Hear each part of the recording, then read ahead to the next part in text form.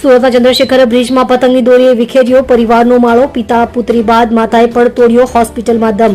ઉત્તરાયણના દિવસે સુરતમાં એક હૃદયદ્રાવક ઘટના સામે આવી છે. પતંગની દોરીએ એક પરિવારનો માળો વિખેરી નાખ્યો છે.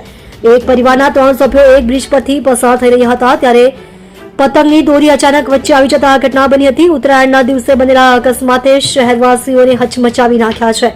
મળતી માહિતી મુજબ ઉત્તરાયણના દિવસે એક પિતા પોતાની નાની પુત્રી અને પત્ની સાથે બાઇક પર જઈ રહ્યા હતા. તે દરમિયાન ચંદ્રશેખર આઝાદ બ્રિજ પર અચાનક પતંગની દોરી આવી જતા બાઇક સવારે સ્ટીયરિંગ પરનો કાબુ ગુમાવ્યો હતો અને તેઓ 70 ફૂટ ઊંચા બ્રિજ પરથી નીચે પટકાયા હતા. આ ભયાનક અકસ્માતમાં 35 વર્ષીય રેહાન અને તેની 7 વર્ષની પુત્રીનું ઘટના સ્થળે જ મોત થયું હતું, જ્યારે રેહાનની પત્નીને ગંભીર ઇજાઓ થતા હોસ્પિટલ ખસેડવામાં આવી હતી.